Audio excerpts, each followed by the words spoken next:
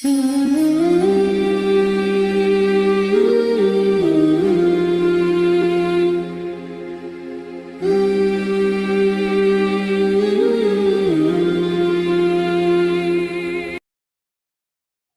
muslimin yang dimuliakan Allah Subhanahu wa taala, sebelum saya jelaskan dua huruf yang tidak boleh diucapkan ini, tentu karena pembahasannya bicara soal lisan. Nabi sallallahu alaihi wasallam ketika bicara soal lisan, maka Nabi sallallahu alaihi wasallam sangat mewanti-wanti para sahabatnya untuk menjaga lisan. Kata Nabi sallallahu alaihi wasallam, imsak alaika lisan, tahan lisan.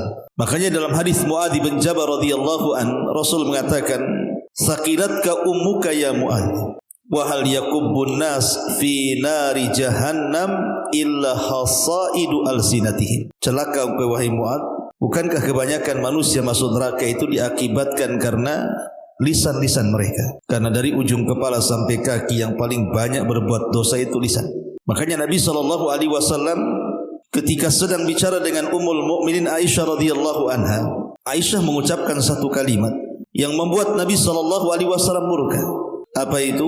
Mengisyaratkan kepada Safiyah bahwa dia pendek dan Aisyah tinggi. Maka Nabi SAW marah dan mengatakan, ya Aisyah, laqad qulti kalimatan law mujizat bihal bahru lamajazathu. Wahai Aisyah, engkau sudah mengucapkan satu kalimat yang kalau kalimat itu dilempar di air lautan cukup mencemari air lautan itu. Saking dahsyatnya kalimat ghibah. Lah di antara ucapan yang tidak boleh diucapkan ini bukan kalimat lagi tapi huruf. Kalau kalimat kepanjangan, ini huruf. Dua huruf, dan ini ada di tiga tempat. Yang pertama, huruf atau kalimat lau, lam dan waw. Lau dalam bahasa kita seandainya, dalam bahasa Arabnya lau. Ma'asyiral muslimin yang dimuliakan Allah Subhanahu wa taala, dan ini tertera dalam riwayat Muslim di mana Nabi sallallahu alaihi wasallam bersabda, al-mu'minul qawi khairun wa ahabbu ila Allah minal mu'minidh dhaif wa fi kullin khairun. Mukmin yang kuat itu jauh lebih baik dibandingkan mukmin yang lemah. Dua-duanya baik selama dia mukmin baik. Tetapi mukmin yang jauh lebih kuat jauh lebih baik dibandingkan mukmin yang lemah. Kata Nabi SAW, ihris ala ma yanfa'u wasta'in billah. Maka bersemangatlah untuk mengambil hal-hal yang bermanfaat untuk kamu, setelah itu mintalah pertolongan kepada Allah. Wala ta'jaz, jangan lemah. Wa in asabaka syai'un fala taqul, di sini syahidnya. Wa in asabaka syai'un fala taqul law anni fa'altu kadza la kana kadza wa kadza. Kata Nabi sallallahu alaihi wasallam, jika sesuatu menimpamu, jika ada musibah yang menimpamu, maka jangan katakan lau. Lihat di sini dua huruf, lam dan waw, dua huruf saja. Jangan katakan lau, andai kata. Kata Nabi SAW, fala taqul lau anni fa'altu kadza lakana kadza wa kadza. Kalau aku melakukan perkara ini, tentu jadinya akan seperti ini dan seperti itu. Walakin akan tetapi, qul qaddarallah wa ma syaa fa'al. Tapi katakanlah, semua sudah ditakdirkan Allah, dan yang Allah kehendaki pasti terjadi. Kenapa demikian? Fa inna law taftahu amal syaitan.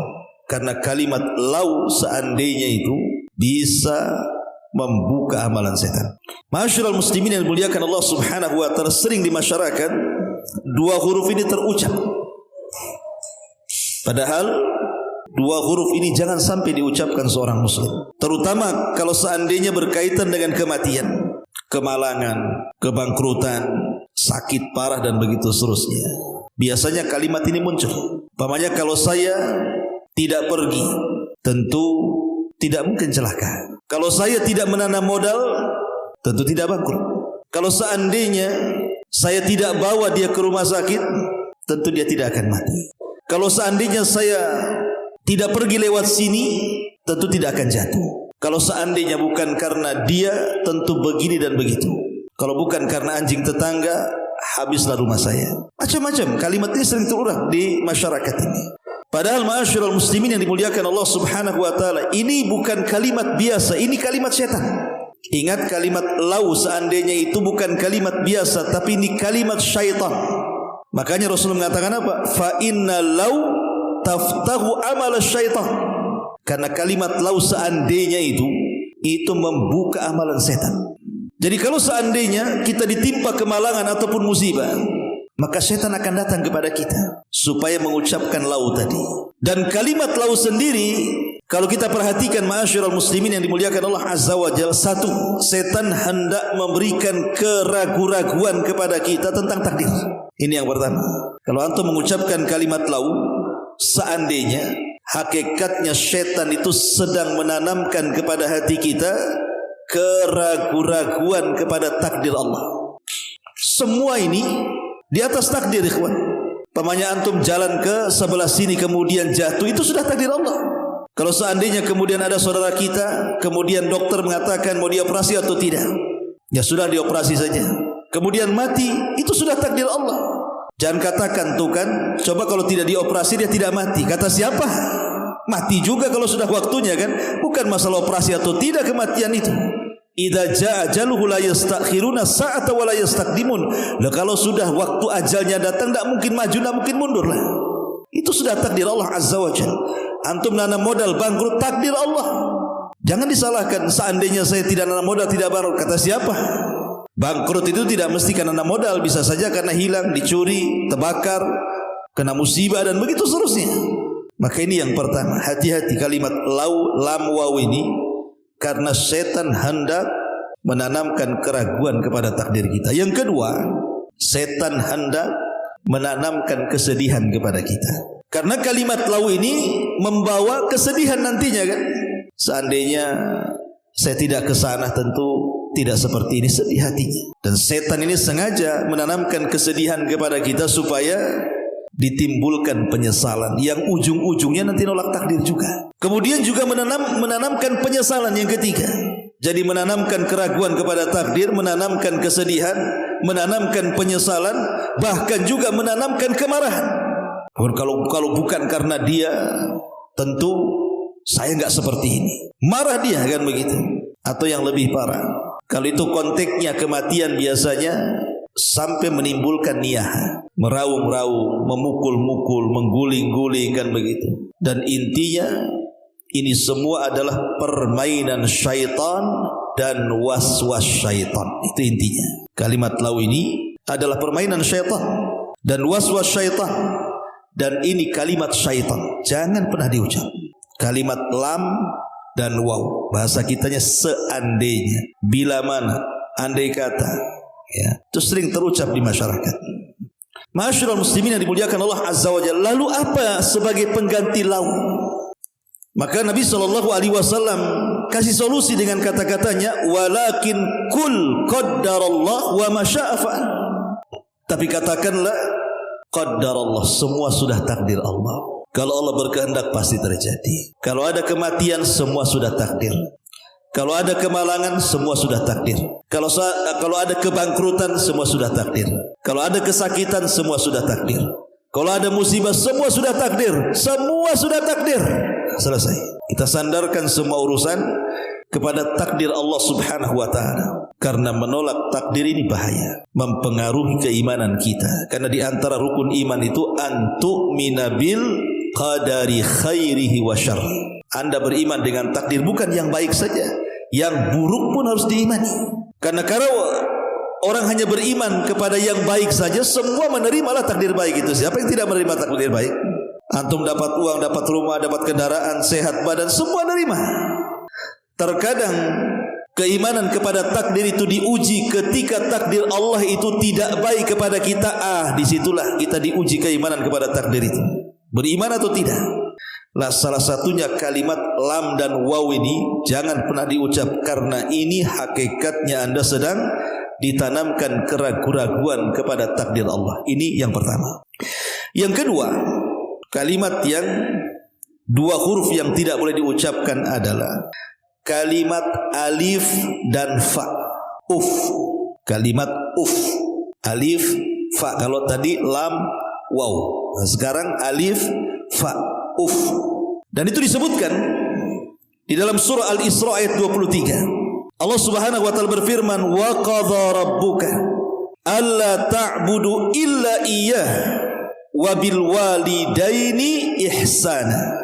Imma yablughannaka 'indakal kibara ahaduhuma aw kilahuma fala taqul lahumā," di sini syahidnya, "fala taqul lahumā uff wala tanharhumā wa qul lahumā qawlan karīmā wahfid lahumā janāha adh-dhulli minar rahmah wa qur rabbirhamhumā kamā rabbayānī shaghīrā." Di sini Allah Subhanahu wa taala mengatakan wa qadha rabbuk, dan Rabbmu telah memerintahkan kamu alla ta'budu illa iyyah, agar jangan menyembah kecuali kepada Allah.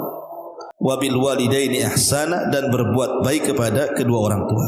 Dalam Al-Quran banyak disandingkan perintah tauhid dengan perintah birrul walidain. Bahkan Abdullah bin Abbas radhiyallahu anhu mengatakan ada dua perkara yang selalu disandingkan, dan itu ada di 3 tempat dan tidak boleh dipisah satu dengan yang lainnya.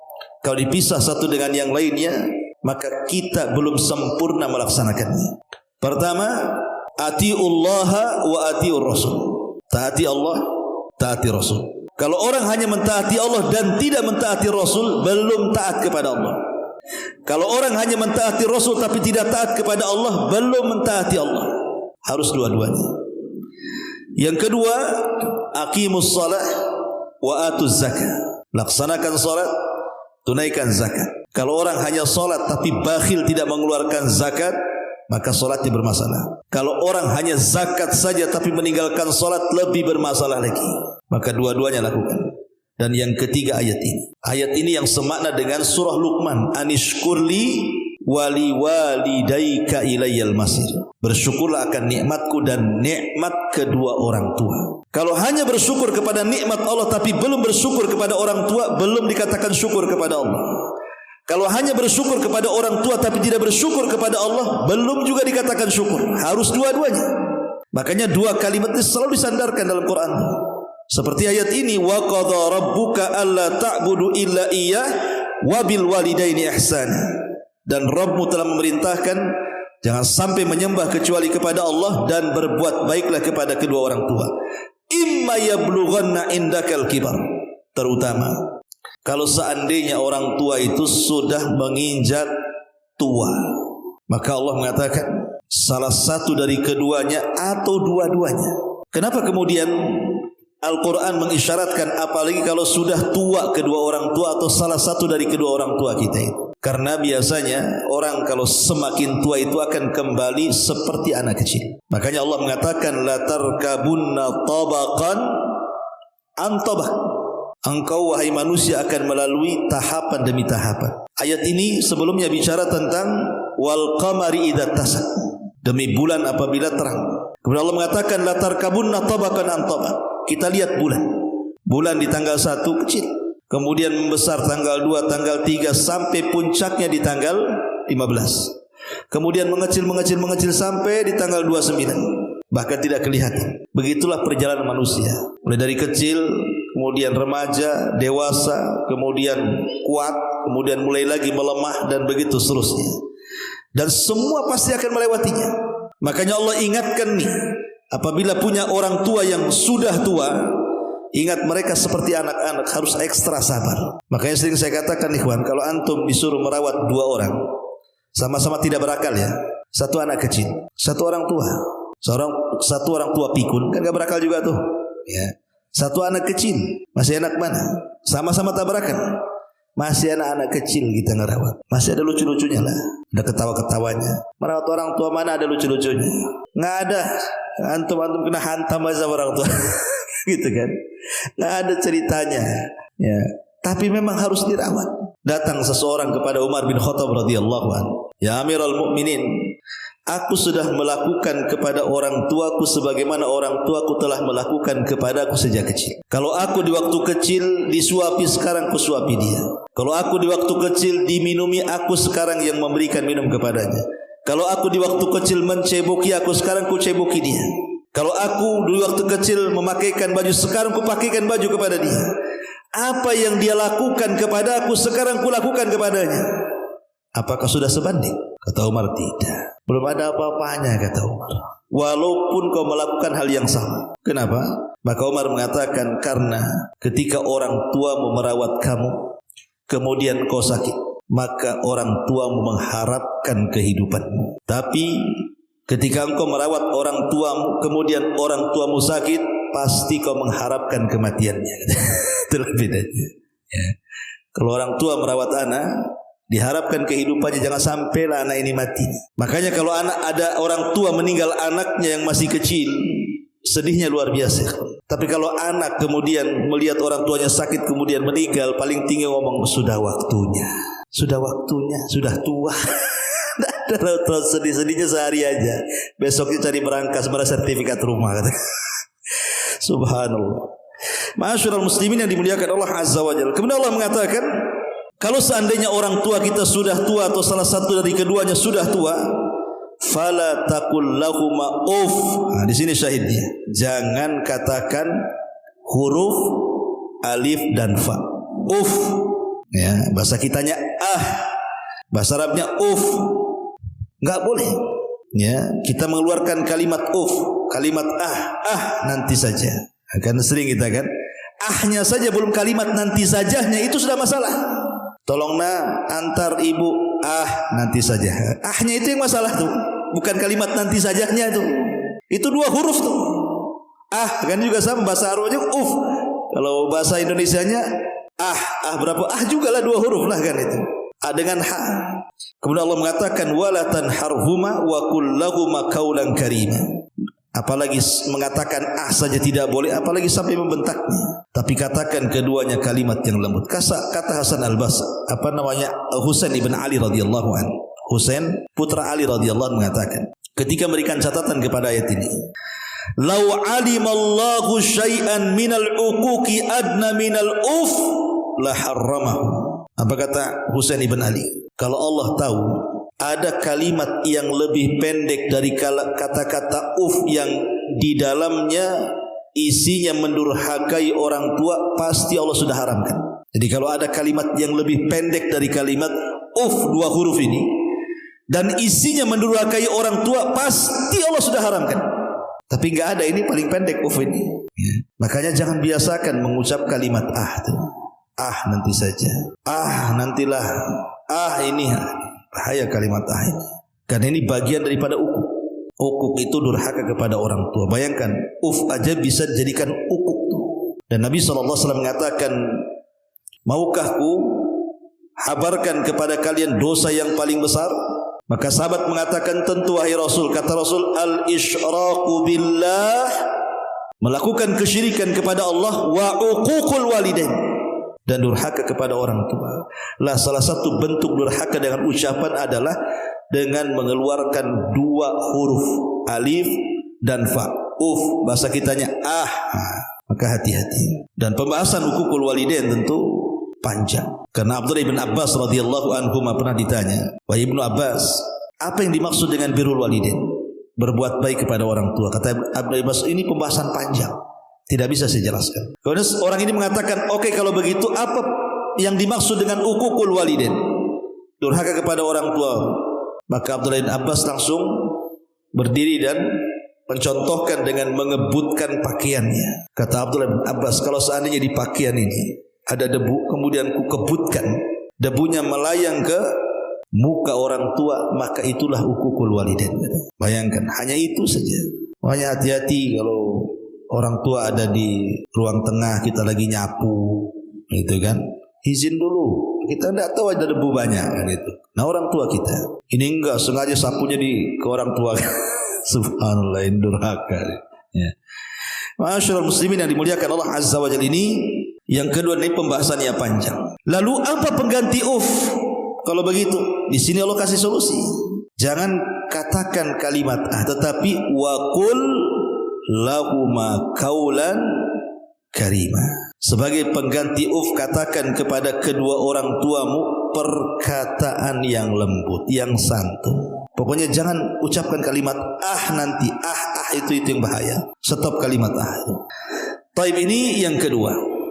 Dan yang terakhir adalah dua huruf yang terucap ketika salat tanpa ada hajat, seperti ab, nah itu ya. Ab, bapak bahasa kitanya. Alif dan ba. Alif dan kho, saudara. Alif dan mim, ibu gitu ya. Atau apalah, pokoknya dua huruf yang keluar ketika salat dan tidak ada hajat. Memang terjadi silang pendapat di antara para ulama.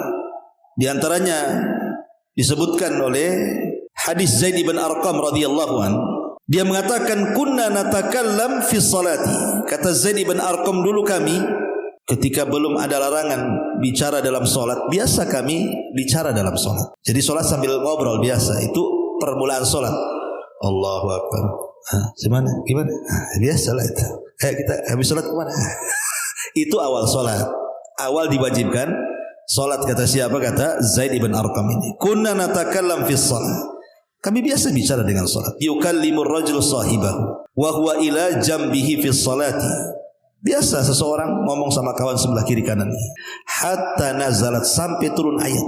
Wa qumu lillahi qanitin. Wa qumu lillahi qanitin.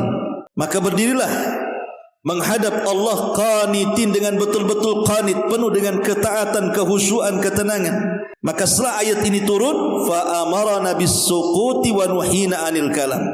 Maka kami diperintah untuk diam dan kami tidak boleh bicara, kecuali memang bicaranya yang diperintahkan dalam salat. Dari sini kita tahu bahwa orang salat tidak boleh ngomong. Maksudnya omongan-omongan yang di luar salat dimasukkan ke dalam salat. Tapi kalau omongan yang harus diucapkan dalam solat, ya harus ngomong lah. Baca subhan rabbiyal a'la, subhan rabbil azim, Allahu akbar, itu kan omongan juga. Tapi memang dianjurkan dalam solat. Termasuk juga hadis Muawiyah ibn Hakam as-Sulami. Muawiyah ibn Hakam as-Sulami radhiyallahu anhu. Apa kata beliau? Baina ana usalli ma'a Rasul. Ketika aku solat bersama Rasul. Id'atasa rajulun minal qaum. Tiba-tiba di sebelah ada orang bersin. Kemudian fakultu yarhamukallah. Refleks dia, ya, langsung ngomong yarhamukallah. Maka faramanil qaum bi absarihim. Semua manusia menatap aku, katanya. Kata Muawiyah bin Abil Hakam ini. Gara-gara dia menjawab orang bersin ketika salat. Haji yarhamukallah. Semua orang menatap dia. Cuman dia yang menjawab kan. Jadi marahlah ini Muawiyah ibn Hakam as-Sulami ini kepada teman-temannya yang menatap dia dalam salat itu. Dan mengatakan, celaka kalian, masya'nukum tangduruna ilayya, apa urusan kalian mandang-mandang aku, katanya. Marah dia, kenapa kalian mandang-mandang aku, katanya kan. Urus diri kalian sendiri gitu. Tapi sahabat yang memandang justru menepuk-nepuk tangan mereka. Suruh diam gitu maksudnya. Ya, diam, malah ngomong lagi. Sudah menjawab orang bersin gitu ya. Sekarang dia marah lagi. Kenapa kau lihat aku, katanya kan. Sahabat gak ada yang bicara, cuman disyaratkan suruh diam. Maka ketika selesai salat, Nabi SAW kemudian datang memberitahu. Dengan lembutnya Nabi SAW mengatakan, inna hadhihi salat la yasluhu fihi syai'un min kalamin nas. Ingat, salat ini wahai Muawiyah, tidak boleh ada ucapan manusia di dalamnya. Innama huwa tasbih wa takbir wa qiraatil Quran. Salat itu isinya kalau enggak tasbih, takbir, baca Quran. Enggak ada ucapan orang di dalam salatnya. Dari sini ma'asyiral muslimin, jumhurul ulama, jumhurul fuqaha jumhur para ulama fikih mengatakan, seperti madhab Hanafi, madhab Syafi'i, madhab Hambali, tiga madhab ini mengatakan annal kalama annal kalamal mubtila lis-salati man tudhima minhu harfani atau man tadhama minhu harfani fasaida li'annal harfaini yakunani kalimatun ka'ab wa akh wa Maka jumhur fuqaha seperti Hanafiyah, Syafi'iyah dan Hambaliyah mengatakan bahwa ucapan yang membatalkan salat itu sesuatu yang terangkai dengan dua huruf. Sesuatu yang terangkai dengan dua huruf ke atas. Kenapa?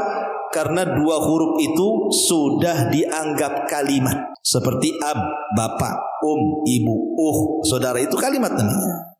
Ya, jadi ini bisa membatalkan sholat.